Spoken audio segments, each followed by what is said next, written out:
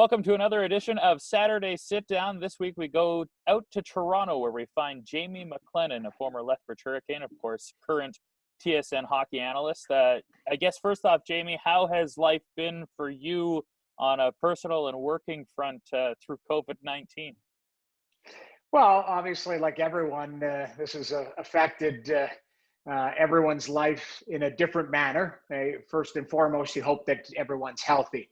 You know, that's the first concern, and then you start to deal with what you have to do to stay safe and take care of your family. I've got two young kids, so that's a bit of a challenge. And but to be honest, we've been at home a lot. Like I was calling the last NHL game in March 11th. It was Ottawa, LA Kings. And that was the night I think Rudy Gobert, the NBA player, tested positive, and they shut the NBA down. And we were in the middle of the game. It was myself and Chris Cuthbert, and our producer said, "I think this may be the last NHL game for a while."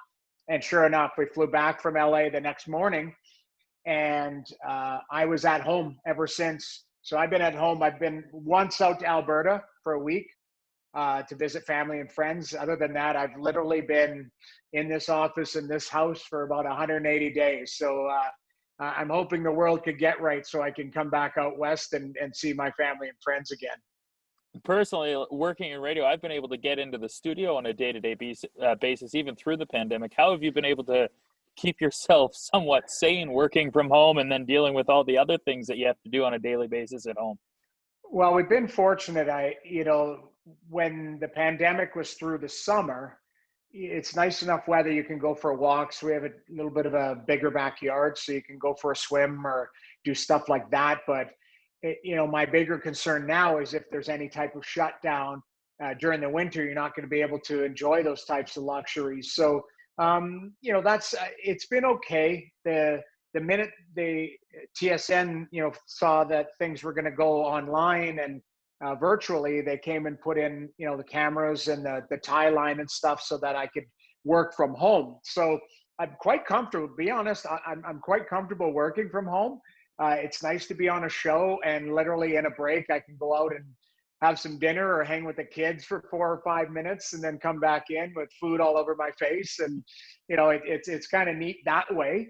But you still enjoy. I like being around people, the social aspect, in studio, breaking stuff down. It's been a lot more unique, but for the most part, I consider myself and my family lucky that we, have kind of been able to stay together throughout this and work from home, because others I know of, it's affected that they haven't been able to work and they've been struggling. So that's the biggest thing that I think about, is how it's affected every person individually, and it hasn't been the same for everyone. Absolutely. I want to talk about your time with the Lethbridge Hurricanes. We go all the way back to the late 80s. You're a member of the Spokane Chiefs. I know, probably feels like a while ago, but yes. you're in Spokane. You get traded to Lethbridge. What was going through your mind when you were making the trip from Spokane to Lethbridge? Well, the unique thing about it was, one thing is my dad's company helped build the hospital, the regional hospital there. So I had actually, as a bantam, lived there for 1 year. I'd lived in Lethbridge with my family and played for the Val Mattioti Golden Hawks. So I think it was Bantam AAA. So I had a history with the city of Lethbridge. My two best friends were Mike and Joel Dick, because I lived with their family when I got traded to Lethbridge. So I show up to the rink that morning. Our general manager says, "We've traded you to Lethbridge." I'm obviously shaken. I was a 17-year-old kid. I jump on a flight, and when I land in Lethbridge, I remember thinking, like, what's going to go on here? And around the corner comes Joel and Mike's parents, Bill and Sharon Dick, and they had called the office and said, "Jamie's going to live with us. We're going to billet him out." So I literally went from a really unique situation in Spokane almost to a point where I was coming home. They were my second family. So it was amazing, the transition, because I couldn't have landed in a better spot. I didn't know the city that well. I'd only lived there 1 year, and I didn't have a ton of friends other than just Joel and Mike. And Joel had gone off to junior to play in Swift Current. Mike was in Regina, so it was really unique. But attending LCI high school and just kind of seeing what everything was all about. Getting traded there, it couldn't have, I guess, worked out better for me as far as a comfort level. You, of course, traded during the 88-89 season, and that was the year before back-to-back final runs. When you arrived and kind of got situated, did you get the sense that there was a special group kind of developing at that time? Yeah, I mean, you just look at the talent level we had with guys like Wes Walls and Mark Gregg and Jason Ruff, and that group alone, Brian Bosch and Pete Berthelsen, our captain. I was a young guy in that room, and I thought I was going to be a good player. Like, I kind of felt like I was getting there, but I was still learning the league, and I had great leadership and guys that helped show me the way and grow up kind of on and off the ice. And in just looking at that team, there's no surprise that we were near the top of the league just with the talent level. And my goalie partner was a guy named Dusty Emu. I talked to Dusty 2 days ago on the phone. Like, to this day, we still maintain a really good friendship. And, you think 30 years later, but it's nice to see. I always say this, especially about junior hockey, those relationships. I mean, certainly those years in junior hockey helped develop you as a hockey player and even as a person. But you take things from that you make lifelong friends and you make lifelong decisions there. So, I'm not lying when I say I have lifelong friends that I established playing for the Lethbridge Hurricanes, to a point where we're 30 years later and I'm still touching base with guys that I played with. It's pretty cool, and it's pretty special. And that's a tribute to how special the Hurricanes organization is too. They created an environment where guys wanted to be there and wanted to, make Lethbridge their home. And I always felt like Lethbridge was a second home for me growing up in Edmonton, Alberta. And then I ended up playing for the Flames. It's just Alberta's always been my home, but Lethbridge has a special place for me. I wanted to ask you about Dusty, because what a 1-2 tandem in net. And of course, he's gone on to do great things in hockey. I think last I saw, he was coaching, was a goalie coach. So how important is it to have a good relationship with your goaltending partner? And clearly, you and Dusty, you're saying it, lifelong friends. Yeah, I mean, I think it's important. I've been lucky that my partners, whether it was in junior or pro, I always had a special bond with them. You don't always have to be best friends, but I think you have to have that layer of respect, and you'd establish that by, a lot of times, you're the only two guys in the room that know exactly what the other person's going through in the net, because everyone else is like, just go stop the puck. And to me, when you're backing up a guy, or you're the guy in the net and the other guy's backing you up, you have to have a bond. It's a healthy competition, but you have to have a bond, because I think off the ice, that's the type of stuff you can bounce things off of it. And to me, Dusty was a guy that, again, helped me grow on and off the ice. We had a lot of laughs. Like, our personalities really meshed immediately. He's a funny guy. He's a talented musician, so he would always bring his guitar.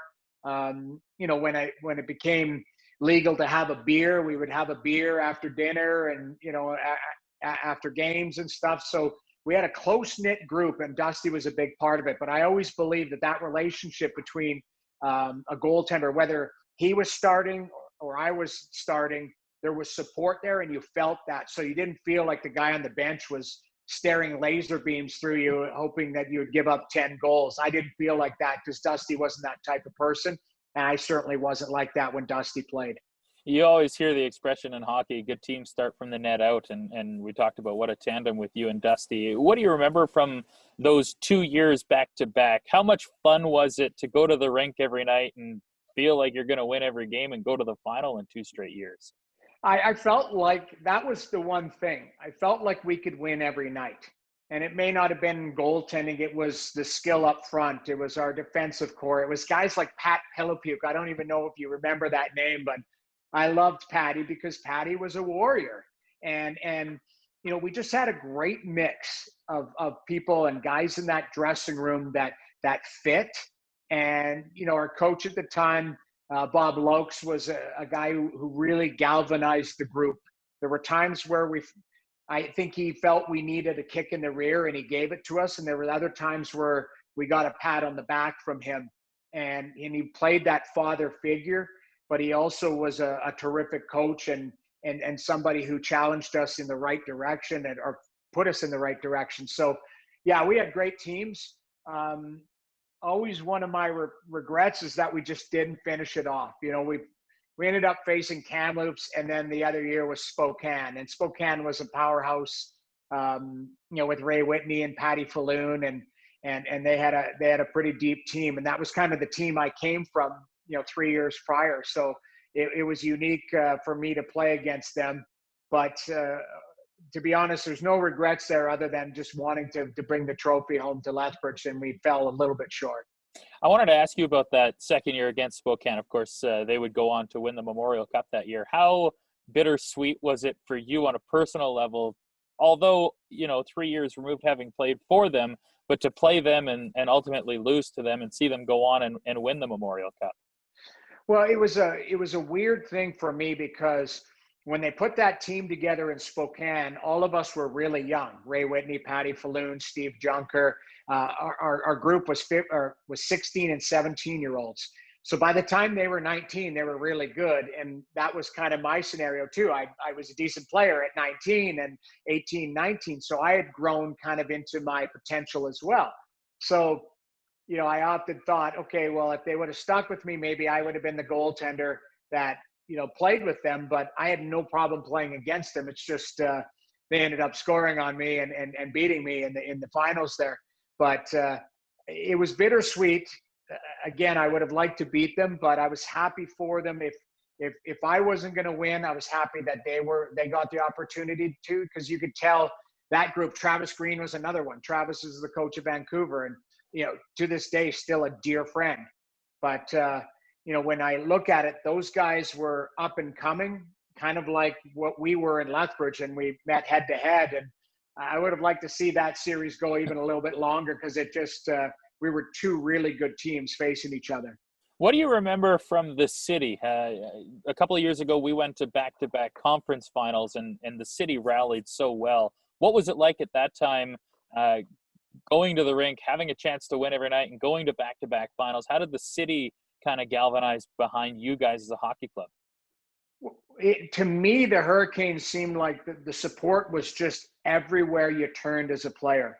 You went to school, you went to Boston Pizza, you went anywhere. You could tell that people supported the team. And it wasn't you never felt like it was a negative scenario. You never felt people were giving you heck going, hey, you need to do this, you need to do that. It was more like, hey, I was at the game the other day. You guys are doing a great job. Keep up the good work.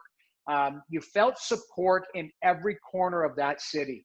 And that's important because I don't think every team has that. And I know for a fact that every city doesn't have that, whether it's junior or pro, because there's always people that are, you can call them haters or people that love to hate. I never felt like that in Lethbridge. I felt like the community was so strong. Whether I go to the mall or the movies or anything, there was people that genuinely supported the team and they'd let you know it. So when I think of Lethbridge, and again, I ended up spending my summers there. I made it really my second home because I was dating a girl from there too. So to me, there was just everything about it. Lethbridge was my home, and I felt embraced by the city, put it that way. Your junior career was a successful one, of course, drafted by the New York Islanders. But one thing that comes from junior is the nickname that you still have to this day in Noodles. For those that don't know the story, fill us in on how you were dubbed Noodles and how that still sticks with you all these years later. I feel like it was a guy like Kevin St. Jacques who gave me the nickname, because Jocko was a bit of a smart ass. But um, for me, I I hated the food that we would stop. Back then, obviously, nutrition has changed in 30 years. Is where the players are now drinking protein shakes, and they're much more mindful of how the body works. Back then, we did what we could. But you're playing in Saskatoon and you're stopping in Swift Current at a place called Cabot's. I don't even know if that place still exists, and I don't want to take a shot at them, but you're eating Salisbury steak and mashed potatoes, and then you're playing that night, and second period you feel like the steak is legitimately like in your throat. So I got to a point where I just wanted to dumb my diet down. So I would eat a lot of craft dinner, mac and cheese. And I would always eat, if it was a 7:30 game, I'd always eat about 3 o'clock and just turn the carbs around pretty quickly. So I would just make mac and cheese. So back then, the buses didn't have TVs or anything like that, iPads. We had one plug-in. So I brought a crock pot and I would make craft dinner just with this crock pot. And the guys would be filing off the bus and go into Cabot's or go into all these places. And I'm like, I can't do it. I'm just going to have some pasta. So I don't know how it came about. Like Jocko was like, oh, you stick with your noodles or whatever, or somebody said something like that. But after a while, like I would bring enough noodles that some other guys would stay on the bus, or we'd eat and kind of just sit and BS. Not everyone was eating these meals, but it was one of those nicknames that I thought would just kind of go away when I turned pro. And I don't know how it followed me to pro hockey. I guess Travis Green would probably help with that process too, because he knew I liked to eat plain noodles back in Spokane. So I don't know exactly how it came about, but I know that basically it's from some of the poor diets that we had stopping on the bus. And I would make my own craft dinner in a crock pot. Such a great story. I love that. That's the stuff that I feel junior hockey at some points separates from professionally. You would play a long time in the NHL. What was it like going from junior to the American League, and a couple of years ago you were here and you told the story about your experience in Newfoundland, which is one of the funniest stories I've ever heard. But what was it like that during that transition, going from junior to pro and ultimately such a long time in the National League?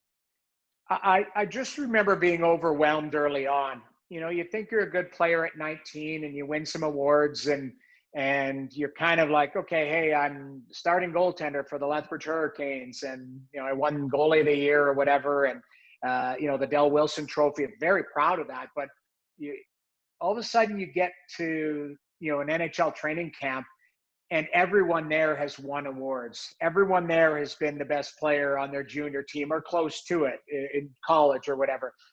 And everyone there seems to be grown up. And, I didn't think I wasn't physically developed yet. I certainly wasn't mentally developed. And I just remember being overwhelmed, like, oh my God, this is men. And everyone shoots the puck so hard. Everyone skates so hard. Everyone's physically stronger. Like I remember the first couple of days thinking, I don't know if I have what it takes to stay here, and being overwhelmed.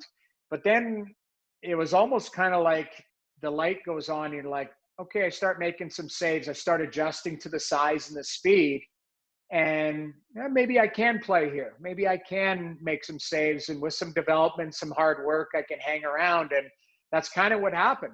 I ended up chipping away, and obviously within the first couple of years got an opportunity to play up, and my first goalie partner was Ron Hextall. So you go from being 20 and turning pro, and in 2 years later you're starting games in the NHL. So it was a quick transition, but those 2 years going from junior to pro, there's a lot of growth there, because you have to realize that you start doing it for a living, and like, hey, this is what I'm getting paid to do now. Like I've got to practice hard.